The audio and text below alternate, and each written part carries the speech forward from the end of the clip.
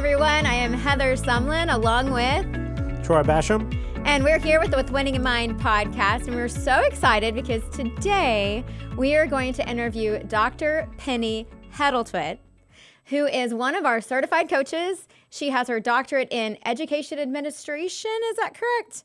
And she works for the Department of Corrections. And she's also uses mental management in archery because her children do archery. And then her children do golf. So we have a wide variety of places that we can go and things that we can talk about with Penny.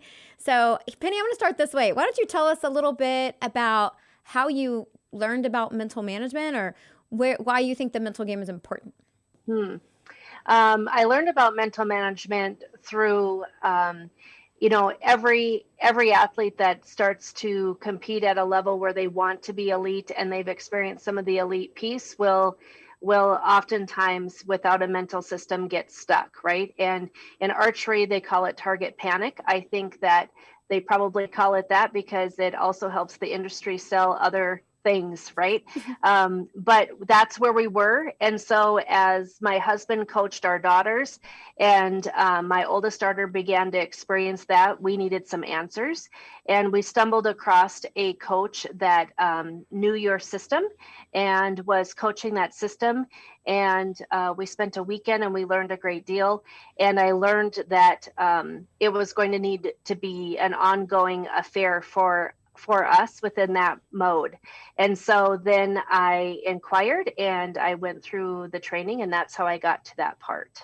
Yeah, but you didn't just stop with a parent helping their kid out. You actually went beyond and saw that, hey, this applies to multiple things. So you're using it multiple things. So walk us through what some of those multiple things are and what you think some people are missing. Oh man, that's a big question. So I have worked it through lots of things. Primarily, we've done a lot of archery. So I've taken all of the tools and the learning through my training with all of you. And I am very honored to coach within it's called North Central Elite Archers. And so we work with 50 youth archers that are just really phenomenal. And they're headed to colleges. They're doing great things. I had an opportunity to coach on an international field and go with my daughter to the world ranking event in Medellin, Colombia, in the midst of COVID in South America last May. And then beyond that, I've worked with realtors and insurance agents, financial leaders. I've done some mentoring. I'm currently mentoring 11 directors and supervisors within the Department of Corrections. I've done some classes with the Youth Correctional Center students in mental management.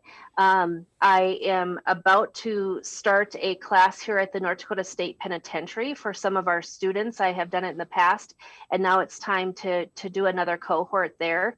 And then really what you're asking me of the beyond is honestly, I feel that it's one piece to get them to be consistent within their sport and use the system, but this is a life skill. And so we really focus on beyond archery or beyond leadership or whatever you're hearing it for within the scope, and really applying it to who we are as humans and the well-being that really begins to impress upon us. What do you think is the most important thing when you're working, especially with the people that are in corrections, or when you're going to do in the prisons or whatever, like how do you apply it there, and what's the most important maybe principle that you feel like they take away or that they need? I think one of the constraints and roadblocks is where within the system we talk specifically about comparisons are crippling. And most of their experience has been within crippling comparisons that are realistic and not realistic, right? But predominantly, we have to spend a whole lot of time with the fundamental understanding of how our self-image impacts our decisions and our forward thinking or lack thereof. So we have to do a lot of self-image work. And then within preload and reload or reinforcement phase of the system itself, we have to talk a lot more about forgiveness before we do the let it go pieces of that piece of the system. We have to talk a lot about forgiveness, self-forgiveness, and sometimes with others too. I love that. The evaluation phase is important. I think a lot of people don't realize that. They focus so much on preparing for something, but they don't really consider, okay, after the action's over, whatever it is, let's say it's a game or it's a test, or work, and you come home, you're evaluating that day, that performance. And I think a lot of people don't do that, or they don't think it's as important as the preparation part. But we think it's as important, if not more important, than the preparation part in that. So are there any differences that you find once you've put someone through a program that has a self-image issue? I mean, obviously, when you're talking about corrections, most people probably have self-image from it. They're very small. It's like I don't really have much of a belief in myself. Others might have too big of a belief. That's why they're there. You probably have a range gamut, but I imagine it's very similar to what you have in sport and business. But if they're not working on building it correctly, they're going to wind up repeating what they've done in the past. Is that correct? Absolutely. And to be quite honest, I mean, when we actually do the mind triad drawing and I do that exercise, I believe that we do that exercise frequently with folks that I'm working with consistently, because I want them to remember how far they've come from where they started as well. Predominantly, the self-image is the smallest of the mind triad, right? I have really only met one person where that was the dominant of the three. And I've worked with hundreds of people at this point. I've been really blessed within that piece. So I 100% agree with you. So when you're working, I'm going to jump over to archery for a second. What was it that made you realize, wow, we're going to need to work on the mental game with your kids? Yeah. So the team I mentioned, we started that in 2015. My husband and a fellow coach from Minnesota, who's a level 5, they started that team, and those youth who are now in college, some of the beginner people are now in college. My daughter was one of the originals too. She's a freshman in college. They had impeccable form, and we would get to tournaments, and their impeccable form would get them a very long ways. And some of them would have some natural mental system that we hadn't coached, but it came a little bit more naturally based on where they came from. And then honestly, we had some that were unconscious competent that went a long way right away. But predominantly what was happening was the critical 6 inches, we sometimes joke and call it, were just getting in the way. And so we needed to have an intervention there. And now we do both simultaneously. And even my husband and I, as we do our beginners in JOAD, we are doing the mental system with form immediately. Like our youngest is 6 right now in JOAD, right? And it's just important. I think it is a way that they can process everything. That's a better way to process pressure. It's a better way to process victory and defeat, right? There's times where we don't process our victories well either. Back to Troy's point about the evaluation stage gets lost. Sometimes in the Midwest here, we really pride ourselves in being humble, and we need to do a victory dance on the things that we've accomplished when it's been work, right? Now, if we're constantly doing it, dancing on tables, we're going to have a problem and probably not a very big friend group. But we have to absolutely cement those pieces in, because it is what it's like us to do, and we worked really hard to become like us to do it that way. But within the failures and the defeats, we needed to work very hard on making them understand the obstacles of pressure and the obstacles of comparison, because no one is ever going to walk your journey. Everybody's journey is completely unique. And so that comparison is fruitless, because it will not be the same. Yeah, but archers compare all the time. They do a really good job of comparing things, of how they're doing compared to their buddies or other people on their team or people who've been there before. Oh, well, look what's happened. And I mean, just look at the World Championships. What are people talking about? Oh, Casey Caulfield did something that hasn't been done in 33 years. What did they just do? They just compared. They just compared her to someone 33 years ago that she has no idea, because she's 17, but she became the first. You know what she did? Yeah. Yeah, she became the first female archer to win a medal in the World Championships in 33 years. And she's 17 years of age, and we have the privilege of working with her, so we're excited for her. I'm really excited because in 3 years we get to see another Olympics. We don't have to wait 4 years now. That's one of the benefits. They of having a year later. I know it dragged out, and I was like, I wish the Olympics was here, but it can't be. And then a year later, it happened. I'm like, yeah, but now we get the benefit of 3 years from now. And then we have some young up-and-coming archers, especially the women. The women there's a surge of young women coming up. I don't think you can predict who is going to be on that Olympic team for sure. I think we're going to have a new face for sure on the Olympic team that probably wasn't there this past year or the previous Olympics before then. Yep. And it's going to be interesting to see who does it, but just watch in 2 years, it's going to change. And it'll be interesting to see how many other sports that we have in the Olympics are going to be just the same way. Got a young people coming in. 3 years is not that long of a time. Actually, it's 2 years because the tryouts usually are about a year. Start about a year before the Olympics. So that's really, really exciting. That's fun. So, okay, I got a personal question for you about your kids, just out of curiosity, because I work with a lot of archers and I work with a lot of golfers. What do they like best, archery or golf? We just had that conversation. So my oldest daughter went to college on both scholarships. So we're very blessed. We're very blessed with that. And she started golf late. So she was a junior in high school. So she would absolutely choose archery over golf as her primary sport and had to, right, as a dual athlete in college. My youngest daughter is a freshman in high school, and she just got back last night about 9:45 p.m. from state golf, and she was on the bubble, so she wasn't the varsity six. She's been in that 7th position all year, but it's been a great learning experience, and she has loved golf. We started to set our goals for the season of archery and then what was her priorities within golf. She has currently chosen archery as her primary sport, but I think talk to me in a couple years, let's see, because she got a younger start and she's loving both sports. My husband suggested they try golf and got him some lessons because he wanted them to have an additional channel, right? Within archery, just an additional channel that could help do some of those things. And it was funny, after the first set of lessons, the girls came back and they set their clubs down and they were like, Dad, you just signed us up basically for the same mental things that are happening in archery as golf, right? It's the same thing, which it totally is. And it's been a fun journey. So right now, Troy, both of them are choosing archery as their primary. So you're very busy as a mom. Yeah. So not only, working full-time, doing mental management full-time mom, I'm sure. So tell me something, because I think parents could use mental management too. And so what would be your advice that parents out there who have competitive kids, what's your advice to them?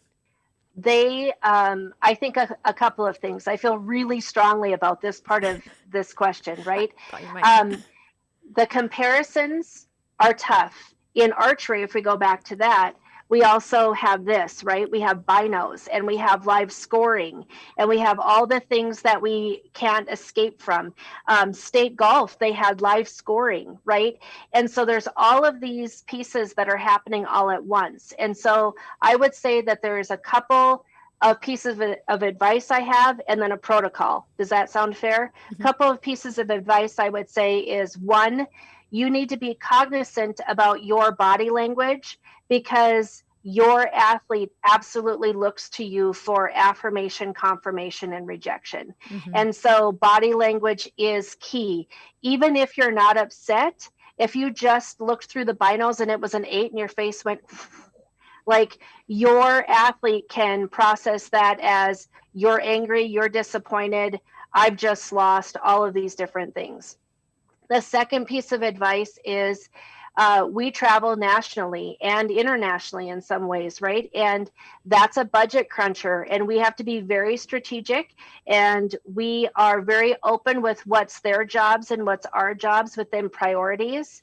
But I would say, as the other piece of advice, you absolutely can't be talking about all the costs and different things all of the time in front of your athlete or your archer in this case, because you're creating an additional set of pressure that they carry to them on the line. Now, I fully believe in the fundamentals of pay value. You get what you have to take into it and put into it. But the other pieces of that pay value are also that you have to have a resource network that gets you there. And so your support system, you can talk amongst your parent cohort, right, about some of the things that you're trying to juggle to make it all work, but in front of your athlete all the time puts undue pressure on them. The protocol piece that I feel really strongly about, and we started to do it within the archery team that I coach in, is the parents go through training as well. And so I go through some real basic things first, and I actually put them through some activities that make them feel vulnerable. Because the bottom line is, it doesn't matter what sport our athletes are in, or leadership, or whatever the case is, but every time they walk to that line, the shoot line, they're vulnerable. They're brave and they're vulnerable. And so they're going to run the system, but bottom line is there's variables, and we know those variables impact them. So I feel really strongly that we have to put parents in vulnerable positions too, so that they can remember what that feels like. And then at that point, I take them through parenting champions and that module of learning also. I also do a personality test, and we do the colors test because it's super quick. And we do that with parents and our athletes, but we start with our athletes because we also want the coaches to understand what color our archers are, so that they're giving them the feedback in the appropriate way, right? Because if we're people that are super laconic and we just want the basics, but we're talking to an archer where all of their emotions are on their sleeves and they're a Care Bear, right? Then we need to sandwich that approach and give them some positives, then give them some of the facts of what they need to work on, and then give them some positives, right? But if you give a sandwich approach to an orange that's super competitive, and that's the driver of your modules, right? And you're doing all of that, they're going to back away from you with enough. Just tell me the what for the how. And so we do that piece too. I love that. I've seen some really talented athletes leave their sport because of their parent or their support person, and or not leave the sport, but the degradation of that relationship. And it's very sad to see. I've had experiences where I've heard certain stories where an athlete they'll be doing just fine. They think they're doing just fine. They look back, they see mom, and mom has a weird look on her face because mom just got a text message from a boss or something like that. It has nothing to do with the kid. Kid automatically says, mom's upset. I must not be doing my best. And personalizes what they see on the face of their parent. So I 100% agree with the behavior and the way in which the parents look, their facial expressions, their demeanor. The kids are going to read into it because the kids are pretty self-centered at this stage where they see everything is impacting them. So I 100% agree. And it's hard to do as a parent too, because I've got a daughter in cheer, and sometimes I'll have distractions or something going on, and that's hard if she's paying too much attention to what I'm doing. I think that hits an important point though too, that if they're fully running the system itself, they're going to need you less and less, right? And so I think sometimes within the miscommunication piece, it's a great discussion opportunity where you talk about, well, you didn't need me at all at that point, and actually this is what happened. So we always talk about there's always some truth in the middle, right? And so not always jumping to the conclusion, but assuming positive intent. We also coach for safety norms, right? So you can't control like what your competitor might have in your ear and different things like that. So to have some plans in place where your bow can come back and be by the coach or be by your support person, because it gives you an opportunity just to walk away from them for a moment, let go of all things, and then refocus in the anticipation part of the next end of what you're shooting. So I think having some of that back and forth where they define what they need from you. Yeah, using your support group in the right way. Right. You know, right. My opinion is the athlete shouldn't be paying attention to the parent, but we know many of them do. They look, like you said, I will say this, the order that you gave, I think the young person goes in the opposite order. They immediately look at mom and dad as, are they rejecting my performance instead of are they giving me confirmation on what I'm doing right? And my way of looking at it, if you're truly running a mental process that we're teaching, it's irrelevant what your parents are doing. Sure. You know, you have one person had, a golfer, they're playing okay. Things are they're at that stage where it should be going better, but it's not going bad. It's like, they're thinking, oh, it's about to get good. Like, here comes a birdie run. But at the same time, they might have that one hole that comes up. And they look, and mom is nowhere in sight. And then they're looking around, and then they see at a distance they're walking away, and they're like, oh my gosh. And the next hole, they wound up having a double. They didn't do very well. The next hole, they had a bogey. And then the third hole, mom shows back up. So what do you think happened at the end of the round? They wanted to know what was going on with mom. Yeah, where did you go? You left me. He's like, well, I had to go to the bathroom, okay? So it was either go then or embarrass you more. What do you want me to do? Had nothing to do with their performance, but what were they thinking? And it hurt their performance there. So if everyone's on the same, team, where, okay, what's the purpose of the middle process? You take care of what you can take care of. And then I understand it. So I'm looking at it from an objective viewpoint. At the end of the day, we'll evaluate it. And but in the beginning, they do latch on. It's like mom and dad could be a safety blanket or a crutch to some degree.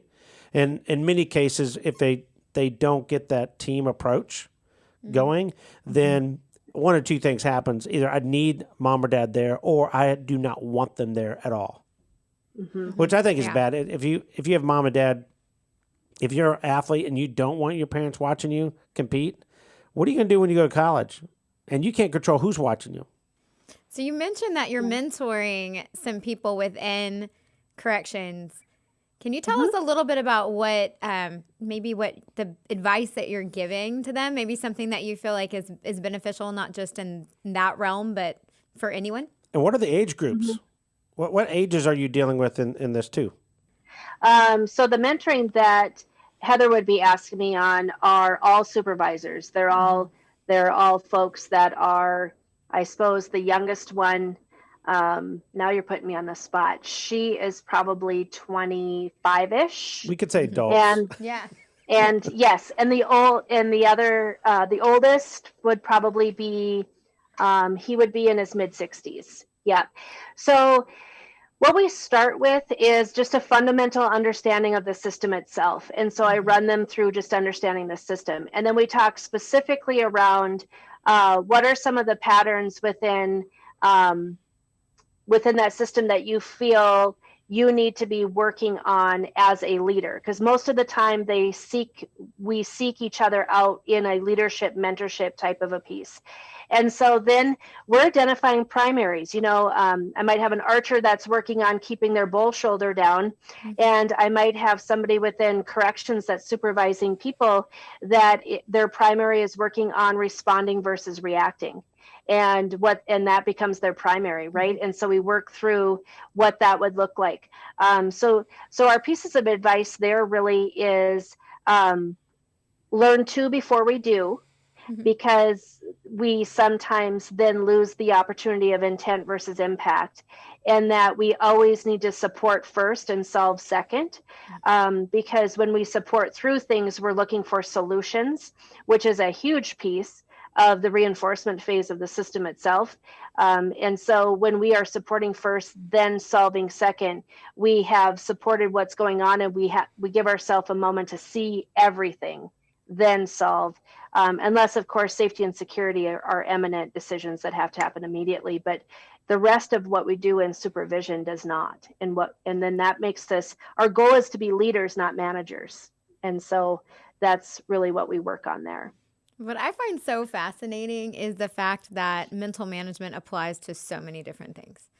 You can use it for sport. You can use it for leadership. You can use it for parenting. You can use it for personal or professional goals. So I just find it to be exciting to talk to someone who's using it in so many different ways as a coach. Did you know it's National Coaches Day? No, I don't know that. Apparently somebody posted it on my wall, like, it's Coaches Day, so thank you for being a great coach. And I had no idea. So happy National Coaches Day. Happy National Coaches Day. And those of you who are watching this, It's no longer National Coaches Day when you're watching it, but it was when we recorded this. I know it's Pastor Appreciation Month. Is it? Pastor Appreciation Month. Oh, that's awesome too. Yeah, so if you're religious, there you go. There we go. Thank you, Pastor.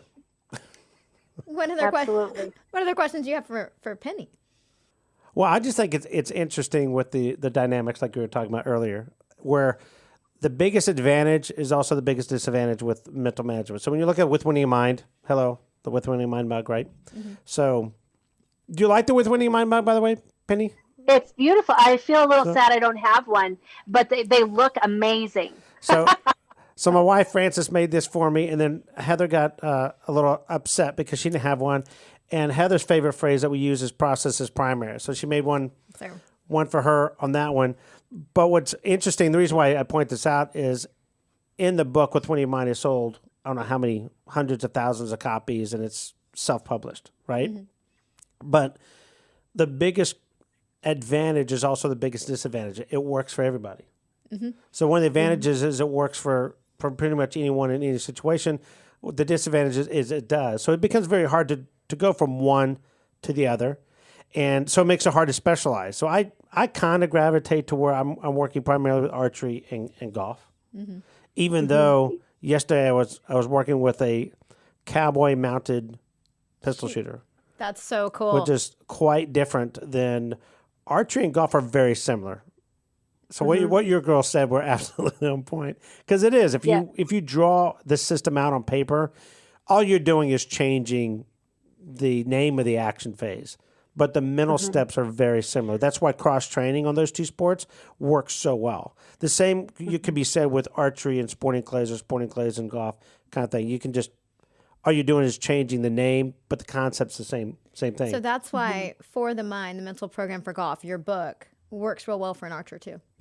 Yeah, if an archer has a concept of golf, that book they're going to relate to, and they go, okay, it's just going to help them see the connections of the defining the parts of the process much better. Mm-hmm. But and it's a storyline. Some people like more of a story. Others don't want the how-to kind of thing. They say, hey, give me a story. Let me figure it out on my own. That works really good for those individuals. But when you're looking at a variety, and I'm going from someone, like Penny here, I'm going from a coaching archery to now I'm in an environment where we're dealing with people's lives. That's completely different. But yet the principles apply to everybody. Mm-hmm. So that's what I really like. So with that said, I did all that just to set up this one question. Okay. What is your favorite principle of mental management? I know you have to choose one. Mm-hmm. We get the I don't have one all the time, but we're going to make you choose one. There's a lot of them.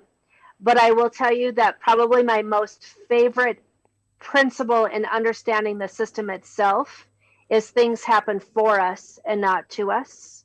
Because I think that if we don't embrace that piece, it is really easy to only run the system when things are going well, and not when we start to have constraints and roadblocks. That is when we absolutely should be able to trust our training within the system itself. That's what pulls us through.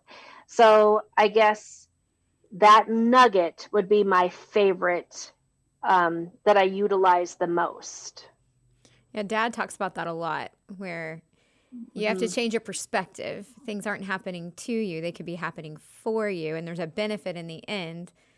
And 90% of what we worry about never happens. And if we're focusing on the things that we're worried that could happen, even if they happen, they might actually be for your benefit. So stop worrying about it and just get to doing what you need to do. Yeah, but it's more fun for a lot of people just to focus on what's happening to them.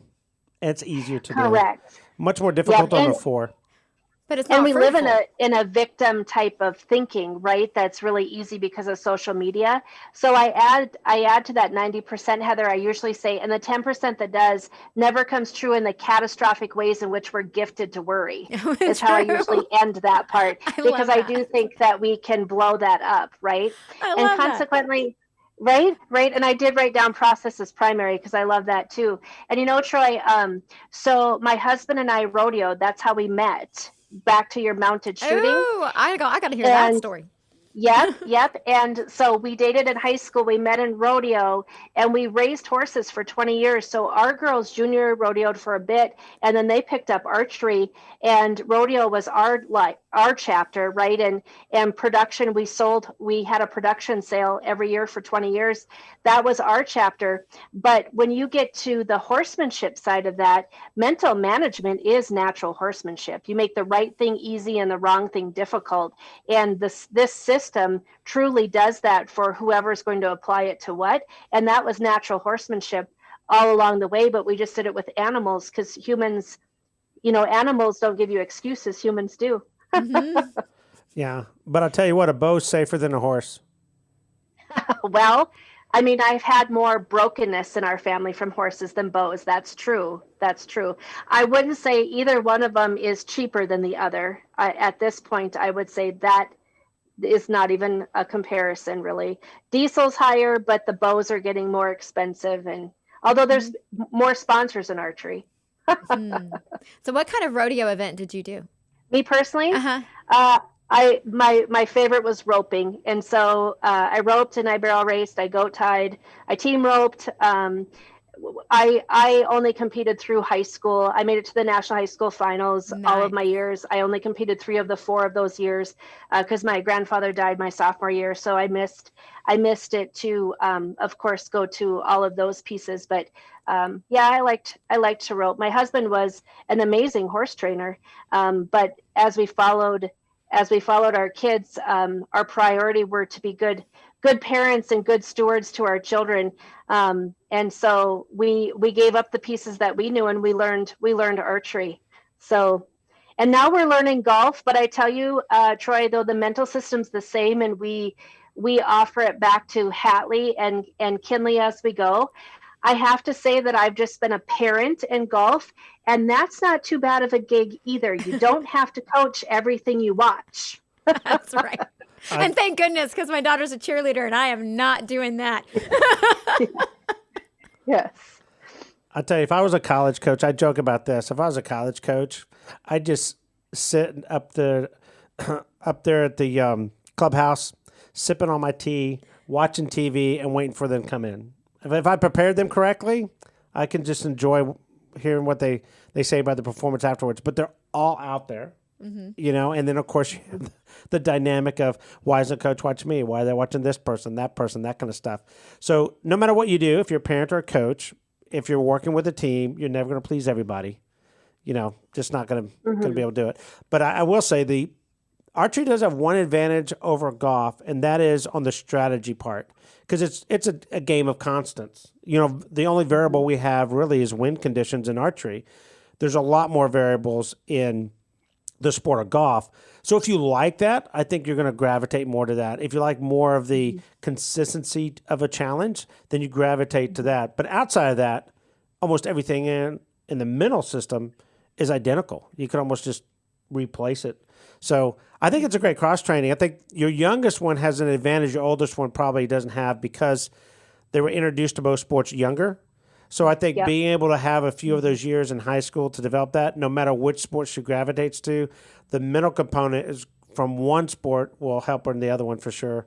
That's going to be exciting in the next 3 years to see how that develops. I agree. But if it could just go slower than it did the first time, that would be great too. You're not ready to be an empty nester, huh? No, I blinked and the first one went to college. And so, I wasn't quite ready for all of those pieces. When you said it was Pastor Appreciation Month, a quick story. So my daughter went to a university in South Dakota where she gets to be a dual athlete, and she's majoring in psychology, right? And so the priest was leading a blessing ceremony for the incoming freshmen.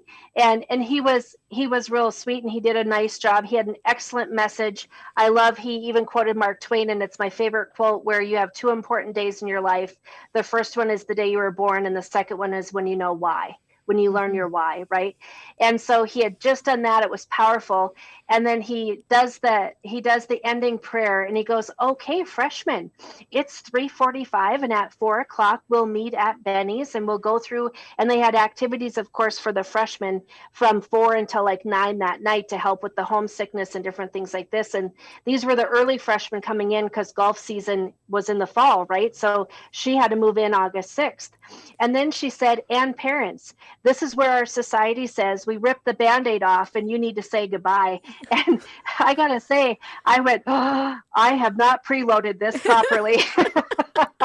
So I chose, because we talk a lot about our reactions, our choices, right? I maybe chose to be inconsolable for probably about an hour, but we're better now.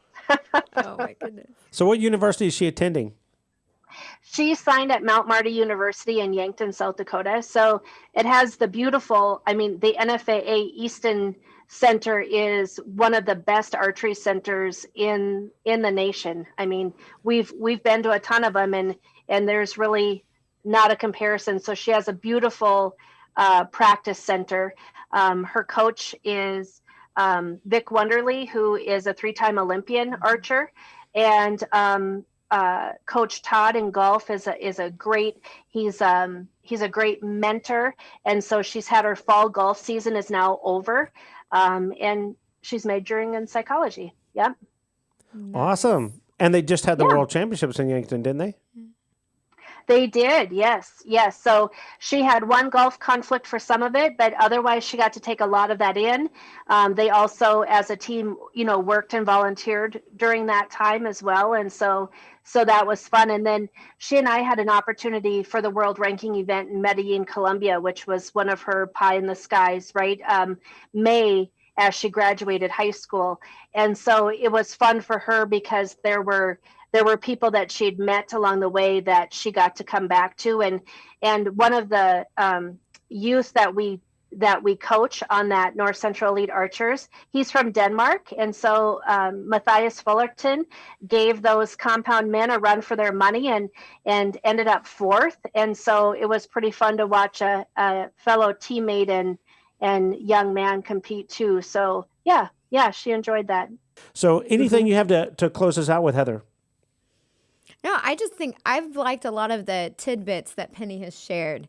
The focus on the journey, the fact that you can use mental management in all facets and aspects of your life, and not trying to pigeonhole it into just one thing that you do, but allow it to really be utilized in everything that you do. And to me, that is so incredibly impactful. That's how I live my life. That's how you live your life. And we want people to realize that the type of information that we're teaching and the principles that we're teaching, while you use them at first for your sport, that doesn't mean that that's where they stay. And I think that's a great message and lesson. And so I just want to thank you, Penny, so much for taking the time to talk to us and to spend time with our listeners and our viewers. And I also want to remind everybody, if you haven't already subscribed to our YouTube channel, please do. And go ahead and hit the notifications button so you'll know when we post more of these episodes. Thank you so much.